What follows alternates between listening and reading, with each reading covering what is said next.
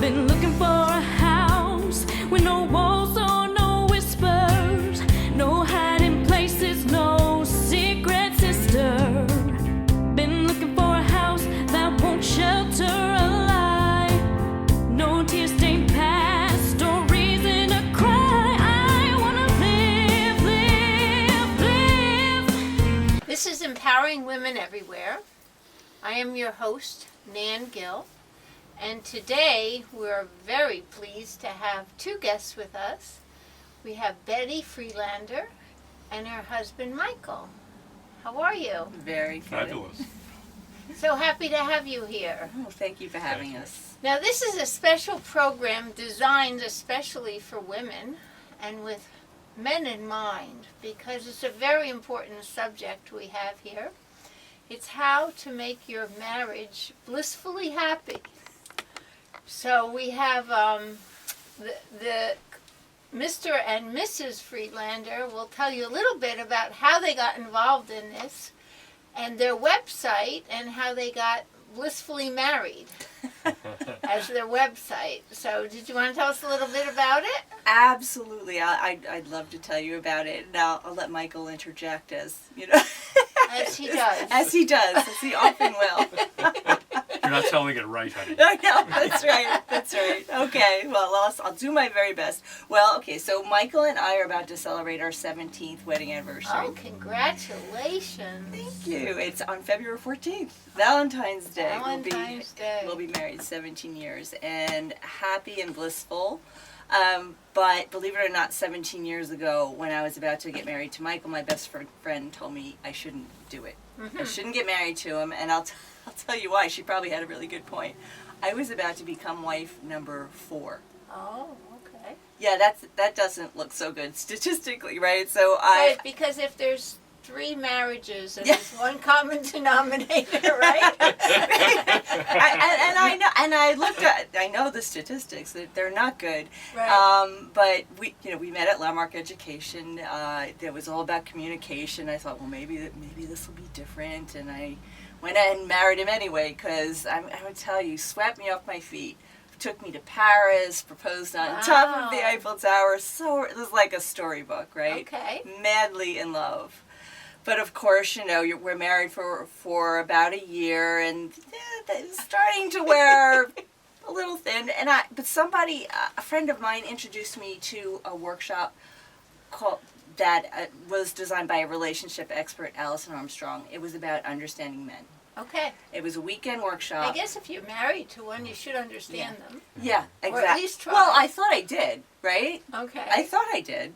But I thought, well, what do I have to lose? Because, Right. I actually thought, I have no idea how I'm going to have this get better over time or keep it going. How am I going to have this go any differently? Were there any cracks forming? After a year, you have your struggles after a year. It's not the same, You find out what clashes. what it's like to actually live together. It's not the same as being courted. So anyway, I did this workshop and completely altered. Like Michael saw it right away, the difference. I learned things. I had no idea, right? So What was the name of the workshop again? the name of the workshop at the time was called Celebrating Men, Satisfying Women. Okay. It was delivered by PAX Programs. It was based in California, but I did it in New York City. Okay. Were they focusing mostly on women or men? It was for women. Okay. It was a workshop designed by women, for women, and they had been studying men, asking them questions about, how they, and I really discovered things I had no idea about. But anyway, long story short is that we had been working with Allison ever since. We worked for Allison. We trained with her for years to lead her programs. So we led live workshops for women. Right. And Allison said, okay, workshop leaders, if you want to take this work and, pick a market and go teach, then please go do that. I give you a license. I give you permission to go do that. And we're one of the crazy people that decided to do that because honestly, for the last 30 years, I've been a graphic designer. And Michael and I have been working together in our graphic design business. But I thought, I would really like to transition. So we're creating our own program, Right. using what we've learned and everything we've learned over the years, not just Allison's work. And our program is called Everyday Bliss, A Married Woman's Pathway to More Love, Joy, and Satisfaction. And it's going to be a 6-week program that we deliver online and on Okay. calls. So And- it's online, so you don't have to actually travel. Wherever you are, you can take it. And what's your website? Our website is blissfullymarried.com. Okay, well that's encouraging. So how did it change your relationship? I mean, what did you learn when you took this? Well, Michael, do you want to interject here? Because I feel like I've been doing all the talking. I would be happy to, I can tell you where how it changed for me, but... Well, the biggest thing for me is I didn't feel as though I was broken. Ah, I don't want to say too much about my former three wives, right. but there were always things that I did that I was either made wrong for or felt bad about or wasn't the right way to behave or there was something wrong going on. Right. And after Betty took the workshop, what I realized was, oh, I'm behaving like a man, but I was being judged from a woman's point of view. Okay. And so we Viva, always... viva la différence. Exactly. And it's natural because you only have what's inside of here to judge the world. Right. And if you judge it from only your own perspective, then you make certain conclusions about how the world should work. Right. And with the gender differences, we have learned with Allison Right. about instinctual differences. And I behave differently from Betty in Well, similar situations. And okay. Betty didn't make me wrong about it. Right. Yeah. So if you realize that, then I guess you can more or less see how she's going to react, know how you're going to react, and if it's a mutual thing, then you could say, okay, so this is how you're reacting, I'm reacting, what do we want to do? Is that basically how it goes?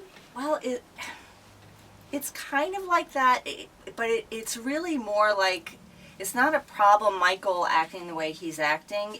The problem is that I can't get what I need because he's behaving the way he's behaving. Okay. And I think that's what, actually the reason most women will want to get a divorce is because they just give up on getting what they need. Uh-huh. And they figure he just doesn't care, he doesn't want to give me that. When really they just don't know how to communicate. What in a they way, want. in a way that inspires him to want to provide that. Because I mean, the biggest thing is like men, if a man marries you, he wants to provide for you. He wants to make you happy. Right. But there's ways that we can be as women that automatically would have him distance himself to not want to provide that because there's, for instance, complaining is not the same as communicating. I mean, it's a form of communication. Like, Right. I want you to put the toilet seat down, so I'm going to complain about your leaving it up all the time. That's not going to inspire him to put it down. Does that make sense? That makes sense. Coming from this is what it would provide for me. I know you want to make me happy, and not making him wrong for not doing that. Having him take the trash out because of what it would provide for me. So how do you communicate? Okay, give us an example. You want him to take the trash out. How would Okay. you ask him to do that? Okay. First of all, it's when you talk to him. When I talk to Michael, I have to make sure he's actually there, paying attention. Oh, So yes, that's a big one. that's a huge one because Yeah. we just start talking, right? And we assume he's going to stop what he's doing and listen because we can transition as Yeah. women. We're multitasking and We do. We have to. That's one of our actual qualities because we have to deal with children. So Yes. we have to. so we have something called diffuse awareness. Right. And we notice, it's all about the quality of the experience. But okay, so men are single focused. So I have to make sure, first of all, I have his attention. Oh, this is helping me already. Yeah. Right? Oh, this is huge. This is huge. helping me Because women already. are like, he doesn't listen. Well, it matters. You have to make sure he's Yeah. listening. Well, yeah. So it's, okay, honey, I'm sorry to interrupt. Yeah. When would be a good time to talk to you about something I need? Oh, I know David is loving this. My husband. So Betty said something that's really key here. Right. She said she's sorry to interrupt because men are always focused on doing something, Right, producing yeah. some kind of result.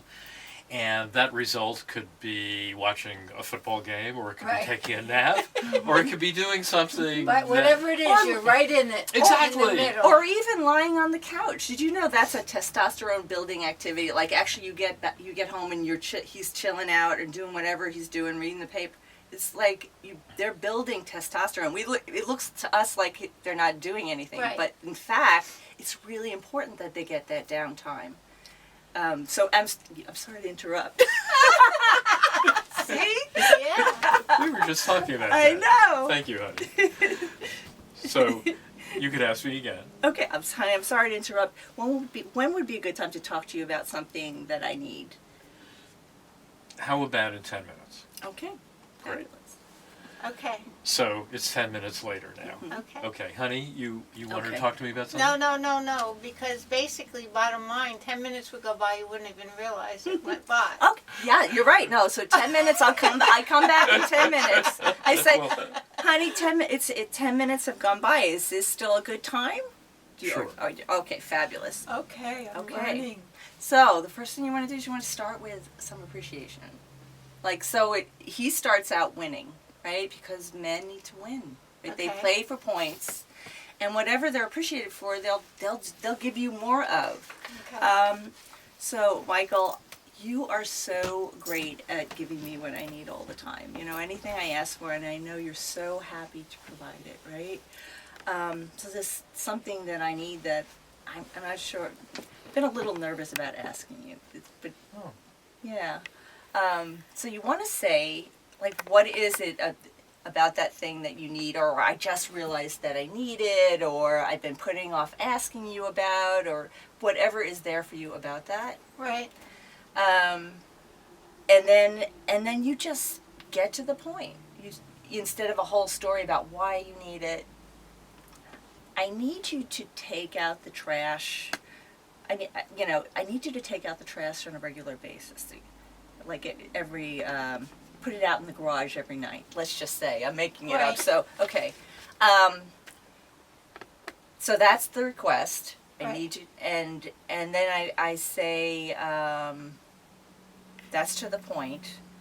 What is the next? Is there anything you need? Oh, yeah, but Yeah. before, let's see. Yeah, that would be the next thing. Is there anything you need from me to give me what I'm asking for? So that's what we call the partnership question. Okay. Because up until that, it's just like, I need you to take out the trash, Right. like a kind of a demand. So he has the option to say, okay, we're in partnership. Right. You know what I forgot to do? What it provides. Ah, Yeah. God, that's a huge thing. Okay, I knew. And what that would provide for me, it would make me feel like I have a partner. I'm a princess with a partner instead of feeling like I'm like a maid, you know. Oh, yeah. Yeah. So that's what it would provide. And men, because they play for point and they want to make a difference and have an impact, knowing the impact, Right. what impact that would have, like that's worth providing. Uh-huh. Because there's nothing really worth doing, right? It's really, what is my providing, what difference is that going to make if I provide that? Right. Yeah. So let me just say a word about that. Taking out the trash is a task. Right. You know, you can bundle up the bag and tie the bag and carry it outside. Right. There's no honor and there's no joy and there's no reward Right. in picking up that bag and taking it out, Right. right? So can you take out the trash? It's not a motivating, inspiring idea. However, if you can provide something about how it's going to make her feel or what it's going to provide for her, Right. you know, a princess with a partner, or you've got my back, or whatever it is in Right. the situation, that's worth doing. Okay. Yeah. So that's the key here. Now, then Betty asked me, is there anything I need from her in order Right. to give what she asked for? Exactly. And here is where you might hear something surprising. Okay. Because what the woman may expect the man to say and what he actually says could be totally different. But what it's really important just to listen to what he says, because if that's what he needs, and if you can offer that, so I might say, okay, you know what? I need you to remind me. So when you go up to bed, if I'm down here, can you just remind me I won't get mad? Okay. Okay. Yeah. And then I'll take out the trash before I turn on the alarm for the night. Would that work for you? That would work for Okay. me. I Okay. can do that. How you work together. And of course, when he does that thing, you want to appreciate it and make sure he gets the points. Hey, yeah. You know, like, oh my gosh, that made me so happy. Thank you so much for doing that. I Yeah. feel so special and taken care of. And So basically what I'm feeling is that the day-to-day tasks that we all have to do, you know, can really make a rift in a relationship. it's one piece. For some women, that's a huge issue. Right. For others, it's the attention and the affection. Right. And that, you know, it's like whatever it is that you feel, or maybe it's the quality time. I don't know if you've ever read the book, The 5 Love Languages, right? Where what makes me feel loved. Like Right. if how Michael feels loved is by acts of service. Right. Right? So it's those things that I do for him, and Right. so he tends to give me he does a lot of things for me, and I love it. It's like amazing, but what makes me feel loved is quality time and touch. So like I feel more loved when we're lying there watching TV and he's scratching my head and giving Yeah. me scritches or foot rubs, or like that to me is like I just died and went to heaven. You know? So basically you have to examine yourself and find out what makes you feel and what you need, Right. and then communicate Yes. And I think in a way that's not objectionable. Yeah. well, more than that is satisfying for Right. him, because remember, you're speaking to someone who wants to provide. Right. You know, he wants Otherwise to make he you wouldn't be happy, with right? you. He wouldn't have married you if he didn't think he could make you happy. And failing at that is so it's horrible for the woman, for the man, and just coming from a place like he really wants to. And he will if he can, and communicating in a way that has it be a win for him Right. and satisfying. That's what there is to do, but it doesn't come naturally. Right. Like if I didn't learn how to do that, it Right. would not have come naturally. Right. Um, I think the big piece is that you said is realizing that when they're doing something, they're totally, Yeah. the man is totally, yeah, I like to say they jumped into a rabbit hole, yeah, right. Totally, because a black hole. And that's a good thing, because the concentration that they use at that point, Yeah, they're it's able produced to the do result, things Hunter. that I would never be able to do. Yes. It's beyond my ability. Whereas I can kind of say, okay, this has to be done, that has to be done, that has to be done, that has to be done. Mm-hmm. And I can kind of schedule my day around that, Yep. And You're then like, wouldn't it be nice if he did that? Right? Totally. See, now I think Totally. that's a wonderful thing. However, yes, I can do one thing at a time Right. really well, but I can only do that one thing at Right. a time. If I try to do too many, I get overwhelmed, Right. and I cannot deal with a child and the phone and Right. answering Yeah. some email and then maybe putting something in the oven for dinner that's later. I can't do that. Right. So the multitasking ability that is part of the feminine Right. is such a beautiful thing. Yeah. Yeah. Important. It's really But important. it's important both to Yeah. combine, and the Both. communication is really important. Yeah.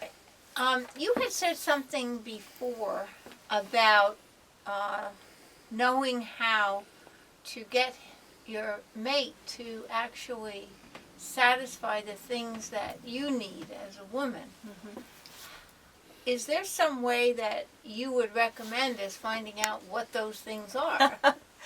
That's a great question, because I think one of the things we struggle with as women, because in our design, we're designed to be self-sacrificing. Right. There's a part of us, when I talk about femininity and the feminine, there's three aspects that we talk about, three archetypes: the temptress, the mother, and the queen. Right? So the temptress is the playful, sensual, sexual side of being feminine. Uh-huh. The mother is the nurturing, unconditional love. Right. The mother puts other people's needs ahead of our own. Exactly. Which, the people who tend to default to the mother, they will really struggle. What do you mean? What do I need? Because their focus is on other people. What do Exactly. they need? And what happens is they tend to, where they don't know what they need, they're worn out, they're exhausted all the time, and they start to feel resentful. And they Right. actually need a lot. Before I go back to the mother and discovering what it is she needs, I just wanted to say a little bit about the queen. Okay. The queen is the spiritual side of femininity. The queen has, a vision. She's visionary. What does life look at on a level of human spirit, Right. right? How great can life be? So that's more of something that we develop in ourselves. It doesn't necessarily come, that comes with education, with learning, with growing, personal growth. Right. And the temptress and the mother are instinctive.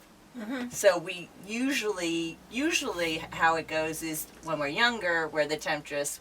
As we get older, and especially if we're a mom, that mother aspect is developed, and then we become self-sacrificing. Mm-hmm. So what do we need? You know how you know what you need? What are you complaining about? Okay. Even if it's just in your head. Okay. If you look at every complaint that you've ever had, Right. there's a need. There's something that I need. If you say, I'm cold in here, that's a complaint, right? Right. Oh, maybe I need to get a sweater. Or, Right. or maybe we need to turn the heat up. Okay. So anytime you have a complaint, I'm tired, maybe you need to take a nap. It's kind of flipping it. Right. Instead of when you hear yourself complaining or you have a thought in your head about something you're complaining about, instead of letting those words out, say, oh, what do I need? What do I need that if I had that? You're mad at him, he just did something. Oh, I need an apology. Oh, Right. he hurt my feelings. Okay. You hurt my feelings. Or if you're in the kitchen and he's sitting on the couch doing, just what you say, working on his testosterone. He's working on his he's working it. That's Not always. It's funny. I learned that from John Gray, which is so fascinating. It's like, oh, he's not just lying on the couch, being a lazy bum. He's there's actually a purpose to it, and he needs that. I won't be resentful at all. You just say, okay, baby, do the couch bit. Well, to a certain extent, right? I don't know. Michael would have to speak to that one. Right. So so basically, if you're in the kitchen and you're busting your chops and you're doing this and you're doing that and you're starting to feel resentful, then you say, well, what do I need? And maybe you need him to help you with the dishes. Yes. Mm-hmm. So then the words would be, Michael, there's something I need. Could you help me? Yeah. And believe it or not, they're very responsive. When you say, you actually use the word I need Yeah, and help. and help. Yeah. They're like, what, need? Here I am, Okay. like superhero to the rescue. But instead, a lot of women will say, could you do this? Right. It's like, no. I don't want to. I need this. Would you help me? And I think So because not it being makes... afraid of asking for help. Well, yeah, but it's vulnerable. And we've not been taught that, with the feminist movement. Thank you, I can do it myself, is where we come from. So the idea that we actually need something or asking for help is almost like a sign of weakness for many women. For many women. But learning to include those words in your vocabulary is just going to make you so much more effective. Right.